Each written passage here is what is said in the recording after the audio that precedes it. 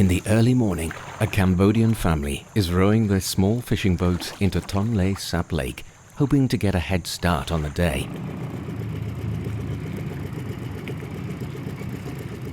At 11 years old, Reet is already well accustomed to the family's daily schedule. Waking up this early is essential if they want to avoid the other boats and find the best fishing spot right at the heart of the lake.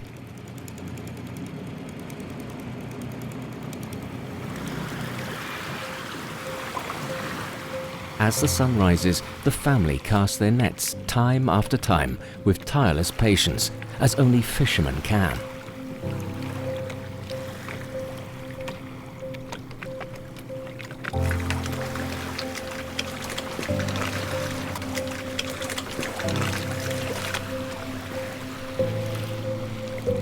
The lake serves as the largest water regulator for the Lancang-Mekong river basin, preventing potential floods and droughts which could devastate those who depend on its life-giving waters.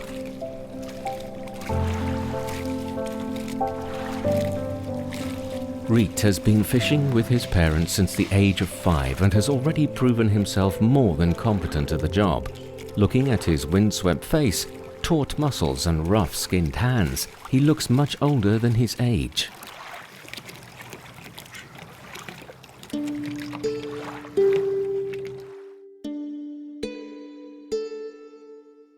This is the village of Chung Pro Lai, where Reet lives. The houses here sit perched on submerged wooden stilts, like birds floating on the surface, scanning the depths for their next meal.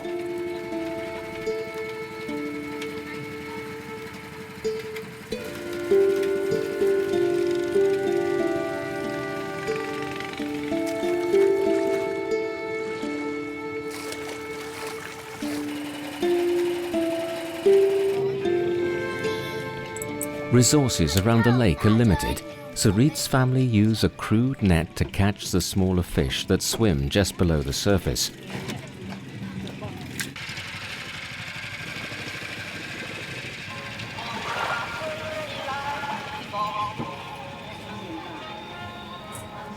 Life is not lonely for the youngster. Reet has a sister and a brother, and the neighbors come over to play in the afternoon when they are free.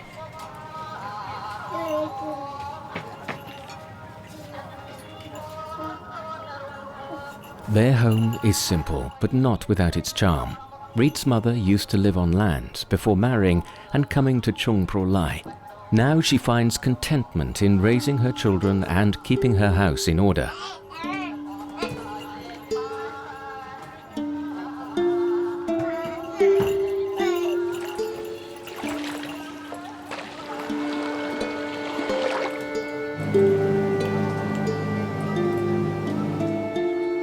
Naturally, this quaint village of floating boathouses attracts plenty of outsiders. However, its true character can only be seen from within.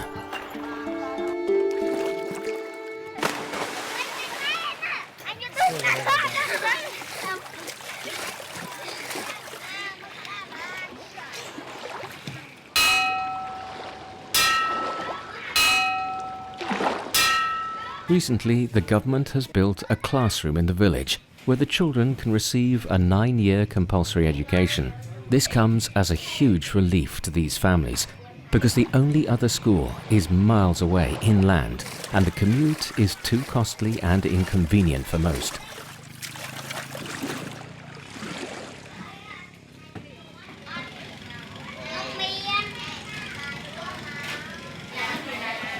Their teacher comes from the neighbouring Kompong Klang village, about 20 minutes away by ferry. Since the ferry has no fixed departure time, the children often arrive before him.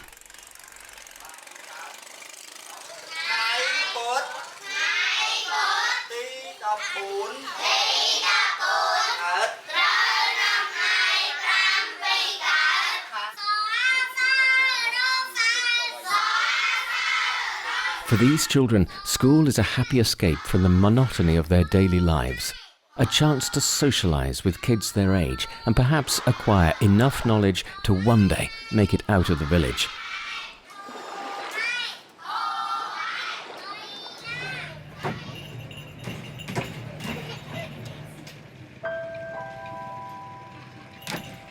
all Reet's mother wants is for her children to have the chance at a promising future.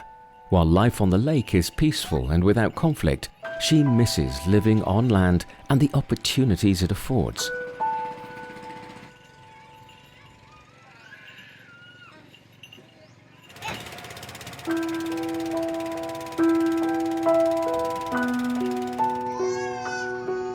Leaving her youngest son with a neighbor, she sails out with Reet at dusk to cast the net one last time for the day.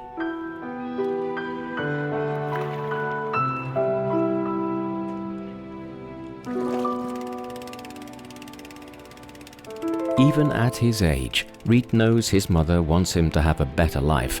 With one hand firmly on the rudder, he is determined not to let her down.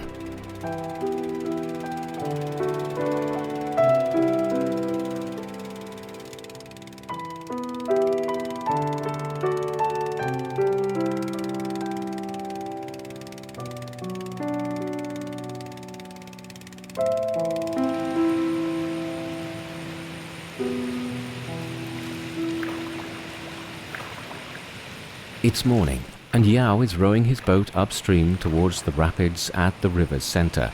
He is on his way to Lippy Falls, the local fishing grounds.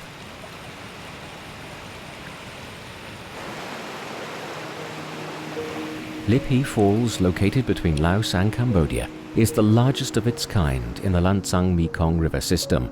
While not as relaxing as some fishing spots, locals here are used to fishing in these risky waters.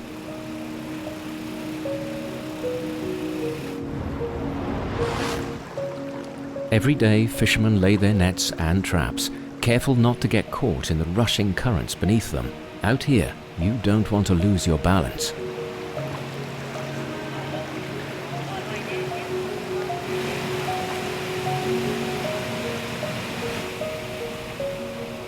An experienced fisherman himself, Yao knows these waters like the back of his hand. Today, he decides to place a few extra cages, hoping to catch a big one.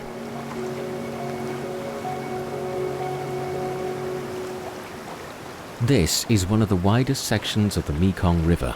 In the dry season, the water level drops, temporarily revealing thousands of rocky isles along the river.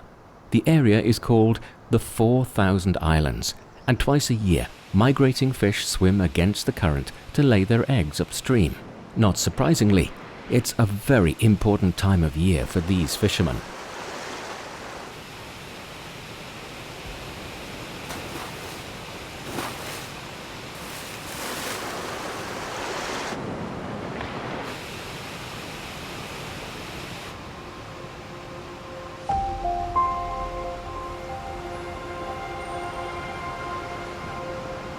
"32-year-old Yao has been fishing in these waterfalls since he was a child. Fishing with nets and cages requires patience. The longer you wait, the bigger the catch."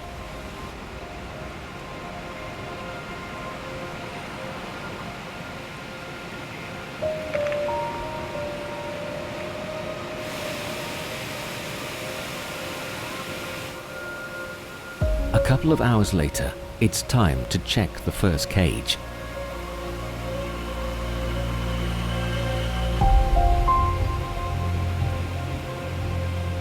It's still just the start of the migration, so the fish aren't as big as he hoped.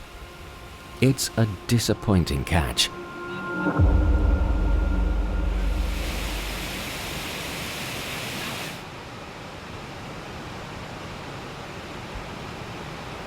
Down the falls, at one end of the other cages, Yao has some better luck.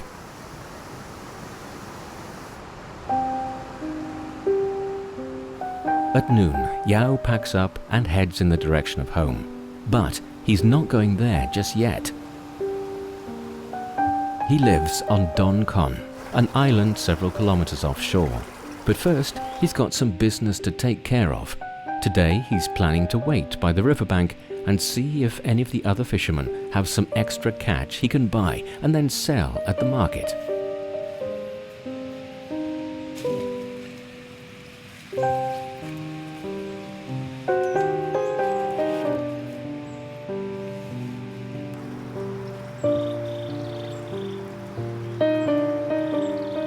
ยาวประมาณที่เป็นบะครึ่งสิซ้ำนี่ประมาณซ้ำนี่ก็นักแล้วบะครึ่ง7-8 โลแล้วยาวก็สิประมาณที่กันเนี่ยใช่ประมาณนี้ The market in Ban Na Ka Sang is an important ferry and fishing port. Just 4 kilometers away from Don Con, it's about a 20-minute boat ride away.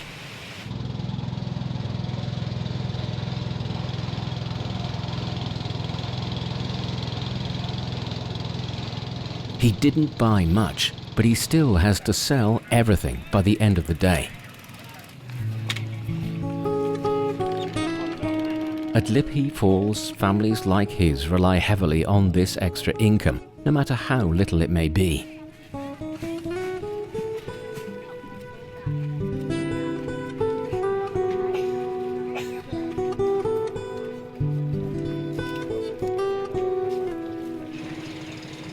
The money Yao makes from fishing is enough to support a family of 5. They have a lovely little home in the heart of the rainforest, and for them, life is just fine. But that doesn't mean that Yao doesn't have dreams of his children having a better life.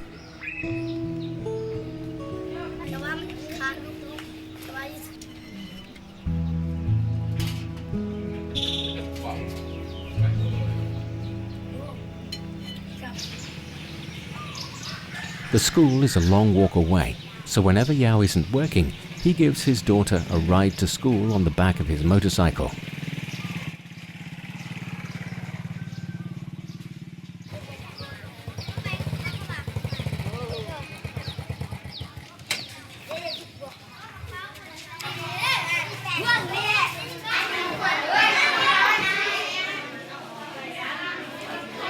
Days like this are just as special to Yao as they are to his daughter.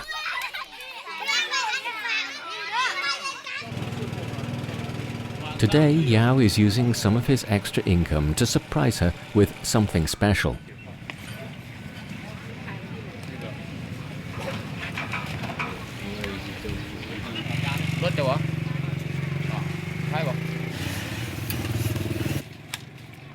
It's a big expenditure for his family, but he knows she is worth it.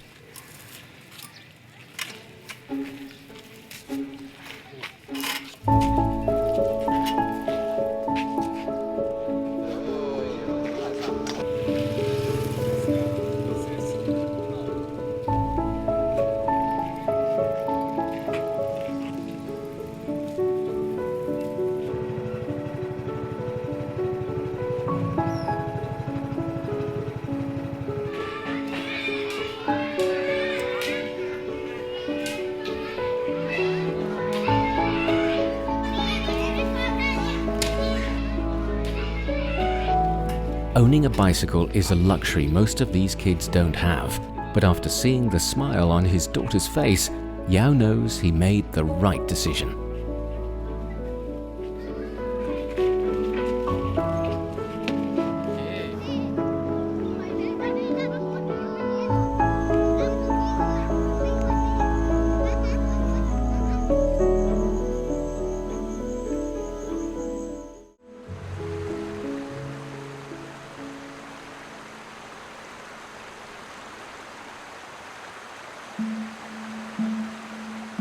The sun is casting its glory upon these neatly arrayed salt pans, their color shimmering and changing in the morning light.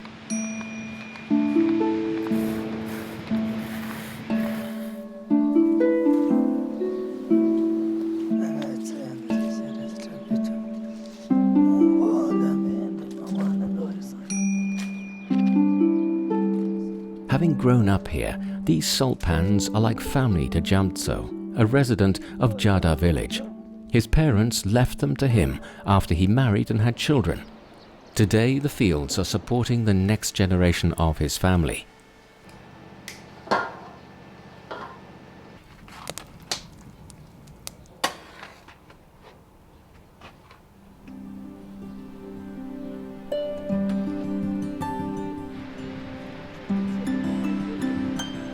It's harvest time, so Jamtso's mother and his wife are heading down to the fields to collect salt.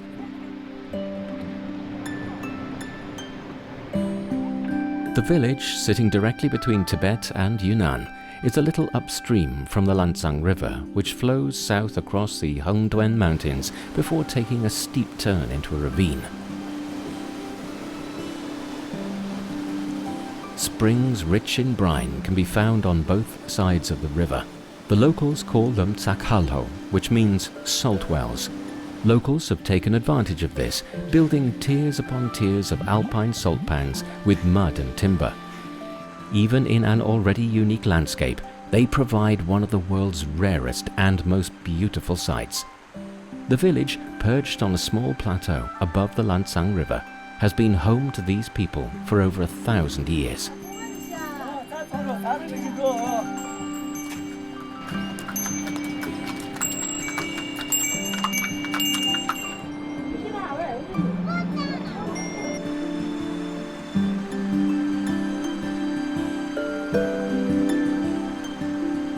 The women of the Jamtso family trudge their way through the zigzagging pathways, ducking under stalactites of salt overhead.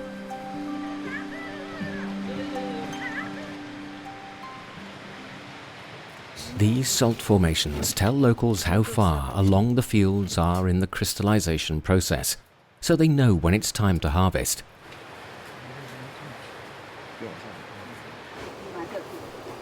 The men build the salt pans and the women harvest the salt. All families here follow this distribution of labor just as they have through the generations.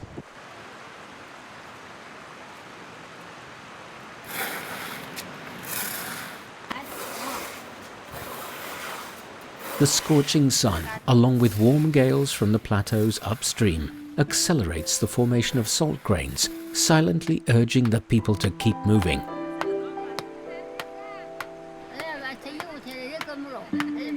Since Jamtso's mother is too old for work, his wife is solely in charge of the harvest.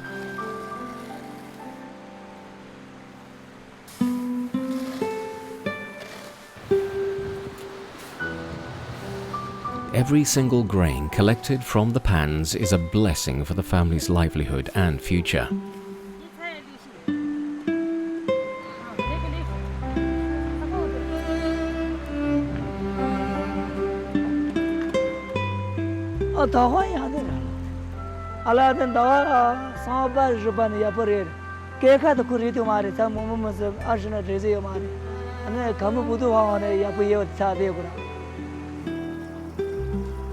The men here also build their houses, which they will eventually pass down to their descendants. Spending their hard-earned money on such an important and deeply personal thing is something these salt farmers take enormous pride in. Since Tsakhalho is attracting more and more outsiders every year, Jamtso and his father plan to remodel the old house and turn it into a B&B with an adjoining museum.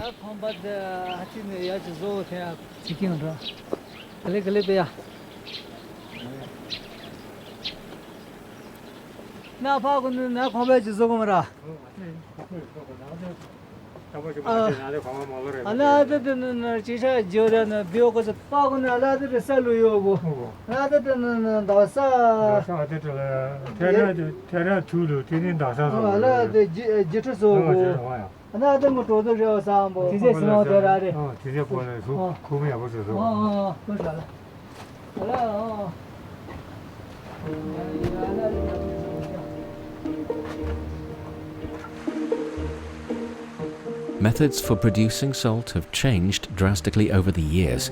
Today the people use a pump to collect brine, whereas before they'd have to put it in wooden buckets and haul it up the mountain on shoulder poles.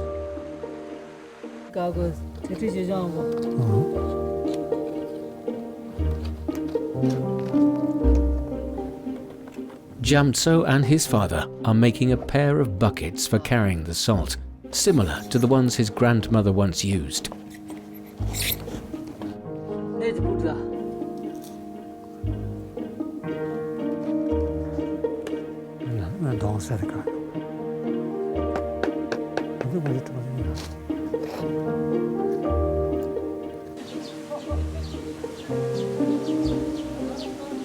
By carrying these traditional handmade buckets, Jamtso's wife is trying to experience the burden shouldered by women of the last generation.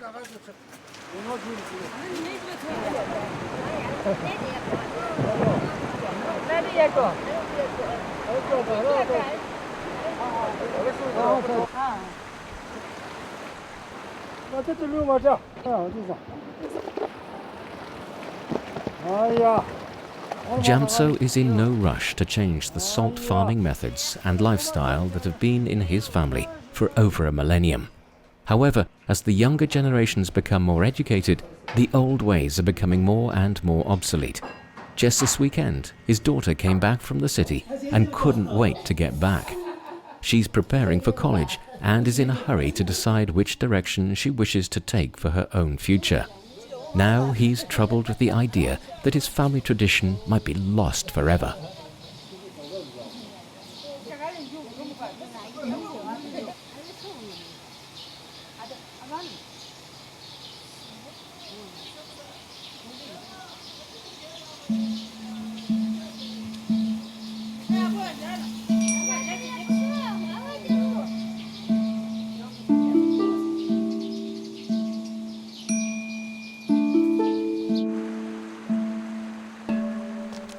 The salt pans, which have been the lifeblood of the village for so long, are now at the mercy of the changing times.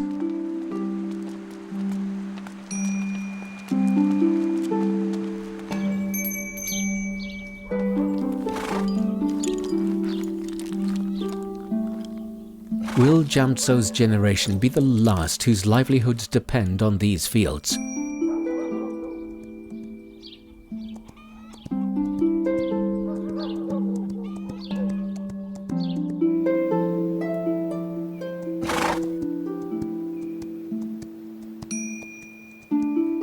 As Jamtso winds his way through this familiar and nostalgic mountain trail, he's reminded that the salt produced here used to be sold in Yunnan, Sichuan, Qinghai, and Tibet.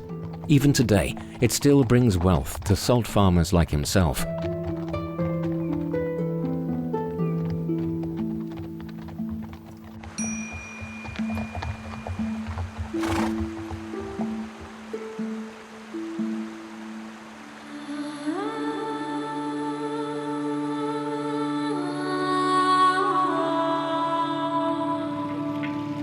The Lancang-Mekong area is the last large-scale area of aquatic human habitation and the last large waterfall shoal fishing ground in Southeast Asia. It's also home to the largest inland alpine salt field in China.